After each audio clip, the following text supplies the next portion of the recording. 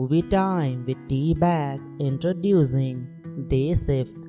आज हम बात करने वाले हैं एक interesting action comedy vampire movie के बारे में जो इसी साल 2020 में रिलीज हुई और जिसकी IMDb रेटिंग है 6.1 आउट ऑफ 10। मूवी में कुछ सीन्स ऐसे हैं कि आप ना चाहकर भी अपनी हंसी नहीं रोक पाओगे। मूवी के स्टार्टिंग में हमें एक आदमी बर्ड दिखाया जाता है। वो लोगों के घर के स्विमिंग पूल साफ करता है, बट असल में बात कुछ और होती है। वो एक वैम्पायर हंटर होता है।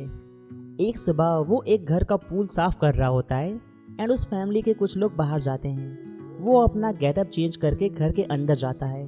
वहाँ वो एक चांदी का तार गेट में बांध देता है अपनी सेफ्टी के लिए। घर के अंदर एक ओल्ड लेडी होती है, पर असल में वो एक वैम्पायर होती है। बर्ड की उस वैम्पायर से बहुत लड़ाई होती है। थोड़ा बहुत पिटने के बाद बर्ड उस वैम्पायर को मार देता है।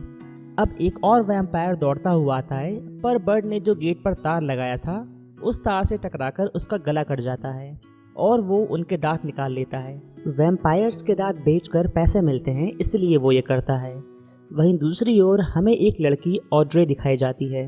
वो भी एक वैम्पायर होती है और वो इस मूवी की मेन विलन है।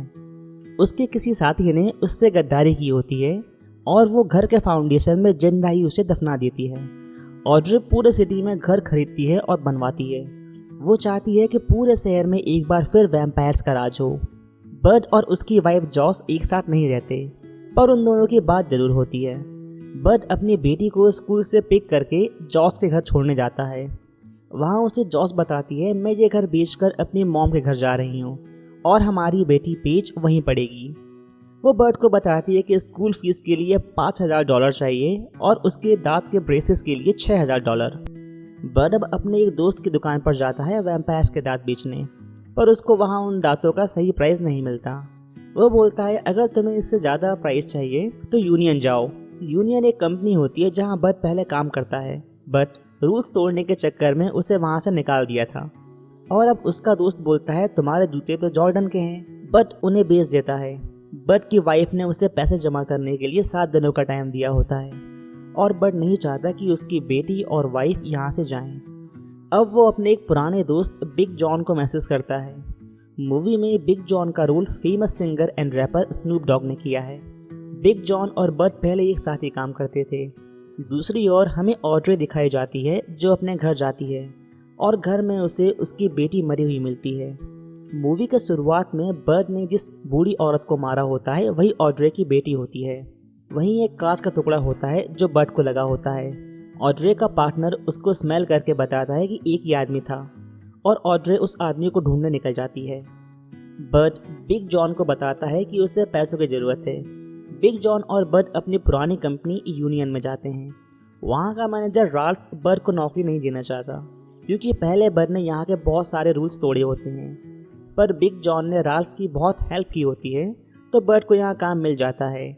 बर्ड नाइट शिफ्ट मांगता है पर उसे डे शिफ्ट ही मिलती है। कंपनी का काम भी यही होता है, वैम्पायर्स हंटिंग से रिलेटेड। राल्फ बोलता है, अब तुम कोई रूल नहीं तोड़ो, इसलिए हमारा एक आदमी तुम्हारे साथ रहेगा। बर्ड अब वही वैम्पायर के दांत इसी ऑफिस के अकाउंट में देता है। यहाँ से उसको कुछ पैसे मिलते हैं, पर पहले जो गलतियाँ बर्ड ने की होती हैं तो उन पैसों में से उसका फाइन कट जाता है। काउंटर पर जो इंसान होता है उसे सारे रूल्स पता होते हैं, पर वो काफ़ी सीधा होता है। वहीं अब राल्फ आता है और बोलता है, यही बंदा तुम्हारे साथ रहेगा। उस बंदे का नाम होता है सेथ। सेथ राल्फ को बोलता है, मुझे नहीं जाना उसके साथ, मुझे सिटिंग ज़्यादा पसंद है और मैंने अपने पैसों से न्यू चेयर भी खरीदी है, मुझे फील्ड नहीं जाना। राल्फ बोलता है, तुम्हें सारे रूल्स पता हैं और अगर बर्ड कोई गलती करता है और तुम मुझे बताते हो तो तुम्हारा प्रमोशन हो जाएगा। अगले सीन में सुबह सेथ हमें बर्ड के घर में दिखाया जाता है। बर्ड गन्स और कुछ हथियार तैयार कर रहा होता है। वहीं सेथ पूछता है, आज क्या करेंगे? बर्ड बोलता है, मैं तो जो रोज़ करता हूँ वही करूँगा, वैम्पायर हंटिंग, बाकी तुम्हारा मुझे नहीं पता। अब वो दोनों बर्ड की गाड़ी से निकल जाते हैं। बर्ड एक वैम्पायर का पीछा करता है। वैम्पायर बॉलिंग रैली के अंदर होते हैं। बर्ड बोलता है, सेथ तुम यहीं रहो, मैं आता हूँ। सेथ बोलता है, मैं भी आऊँगा क्योंकि मुझे तुम पर नज़र रखनी है, और बर्ड चला जाता है। अब हमें ऑड्रे दिखाई जाती है और वो उसी जगह जाती है जहाँ बर्ड सबसे पहले वो दांत बेचने गया था। ऑड्रे उस आदमी से पता निकलवा लेती है कि उसकी बेटी को किसने मारा और वो उस आदमी को मार देती है। वहीं दूसरी ओर बड अंदर जाता है और अंदर 3-4 वैम्पायर होते हैं। अब सैथ को राल्फ का कॉल आता है और वो पूछता है बड कहाँ है। वो बताता है बड अंदर है और मैं गाड़ी में हूँ। मुझे लगा बड मुझे गोली ना मार दे, इसलिए मैं नहीं गया। राल्फ बोलता है तुम्हें प्रमोशन चाहिए या नहीं, उसके पीछे जाओ। सैथ अंदर आता है, वहीं बड को एक वैम्पायर पकड़ लेता है। वो सैथ से गन मांगता है, पर सैथ तो बेचारा सीधा साधा होता है। पर जैसे तैसे वो गन दे देता है और बड उस वैम्पायर को मार देता है। बट सैथ अपनी पैंट गीली कर देता है और उसको उल्टी भी होती है। बड उसे गाड़ी के पीछे बैठाता है जिससे उसकी पैंट सूख सके।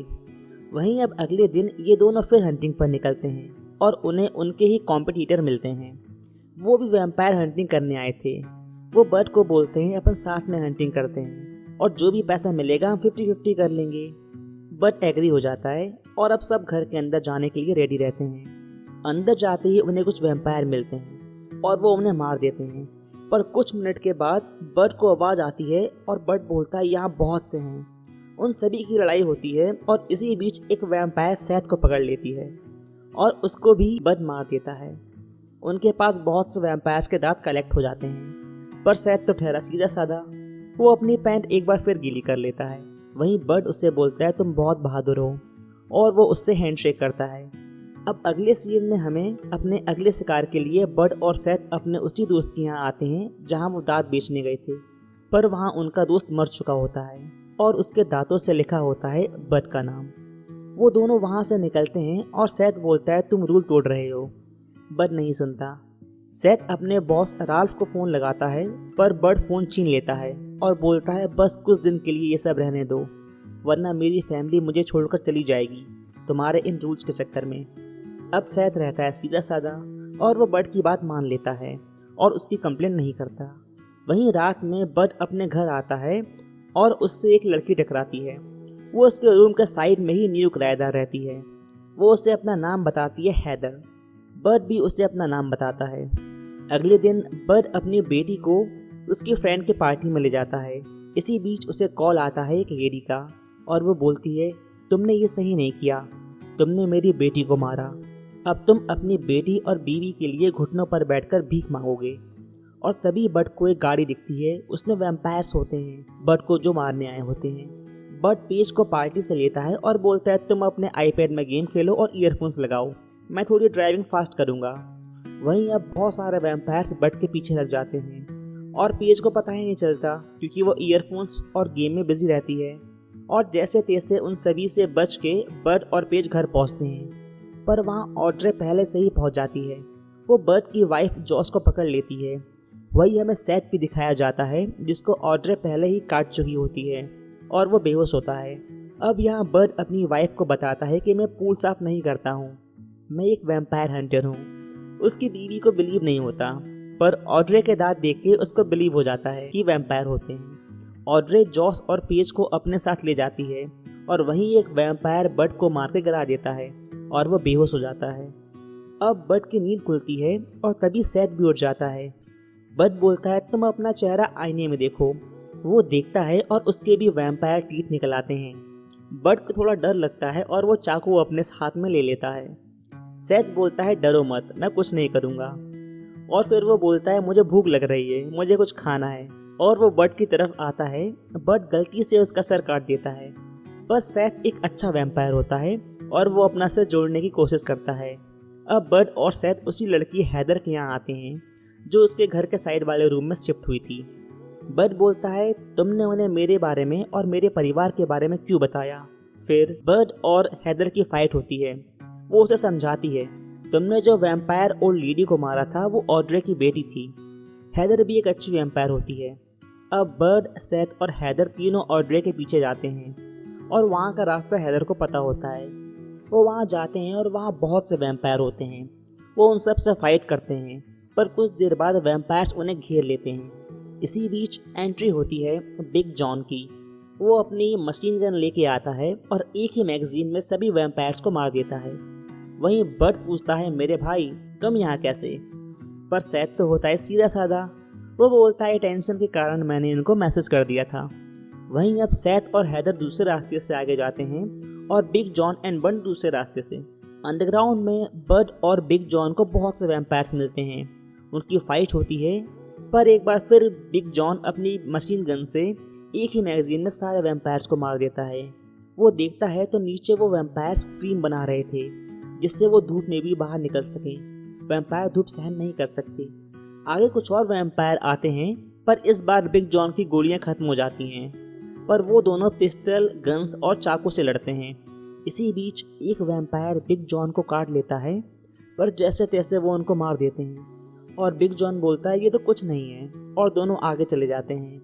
और जैसे ही वो एक गेट के पास पहुंचते हैं तो उन्हें और वैम्पायर्स की आवाज़ आती है। बिग जॉन बड को उस गेट से आगे धकेल देता है और गेट लॉक कर देता है और बोलता है तुम आगे जाओ, इन लोगों को मैं देख लूँगा। बिग जॉन के पास गन तो होती नहीं, पर वो अपनी जैकेट खोलता है और उसमें होते हैं बॉम्ब। वो बॉम्ब की सील खोल देता है और जोर से आवाज़ आती है, बूम। वहीं अब ऑड्रे को महसूस होता है कि बड यहाँ आ गया है। वो अपने साथी को मारने के लिए भेजती है, पर अब यहाँ सेथ एंड ऑड्रे भी आ जाते हैं और वो उस वैम्पायर से फाइट करते हैं। वहीं अब बड ऑड्रे के पास पहुँच जाता है, उससे उसकी बहुत फाइट होती है। वो बर्ड को मारने ही वाली होती है, तभी पीछे से जॉस ऑड्रे की पीठ पर लकड़ी से वार करती है और बर्ड बोलता है सीने में लकड़ी और सर में गोली। इसका मतलब है कि जिस कैटेगरी की वैम्पायर ऑड्रे होती है, उसको मारने के लिए एक लकड़ी से सीने में वार और सिर पर गोली मारनी होती है। बर्ड गोली चलाता है, वो गोली ऑड्रे के मुंह में आ जाती है, पर वो नहीं मरती और वो भागती हुई बर्ड के पास आती है। बर्ड अपनी आंखें बंद करता है और ऑड्रे का गला कट जाता है, बट वही टेक्निक दोबारा लगाता है जो उसने सबसे पहले उस ओल्ड वैम्पायर लेडी को मारने के लिए की थी। वो वहाँ भी एक चांदी का वायर बांध देता है।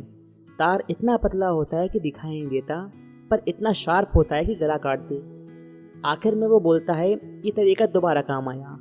बर्ड अब अपनी वाइफ और बेटी को लेकर बाहर निकलता है। वहीं दूसरी ओर हैदर और सैथ भी उस वैम्पायर को मार देते हैं। सीधा साधा सैथ बोलता है देखो मैंने इस बार अपनी पैंट गीली नहीं की। हैदर बोलती है वैम्पायर ऐसा कुछ नहीं करते, और अब सब उसी जगह से बाहर निकलते हैं। वहीं अब मैनेजर राल्फ आ जाता है। वो सैथ को बोलता है तुमने इस पर नज़र नहीं रखी और तुमने भी नियम तोड़े हैं, पर सैथ को सारे रूल्स की बहुत अच्छे से नॉलेज होती है। वो जितने भी इल्ज़ाम बर्ड पर लगाता है, सैथ सारे इल्ज़ाम का सही रूल्स बताता है। वहीं राल्फ बोलता है तुम्हारा प्रमोशन कैंसिल, और चला जाता है। सैथ बोलता है मुझे करना भी नहीं है वो जॉब, हम दोनों भाई मिलके वैम्पायर्स मारेंगे, और सब चले जाते हैं। वहीं अब सीवेज लाइन से बाहर निकलता है बिग जॉन। वो भी इस इंसिडेंट में बच गया होता है। और मूवी का दी एंड। तो दोस्तों वीडियो कैसा लगा कमेंट में ज़रूर बताइएगा, एंड अगर चैनल पर नए हो तो सब्सक्राइब कीजिएगा, एंड वीडियो अच्छा लगा हो तो लाइक कीजिएगा। Signing off.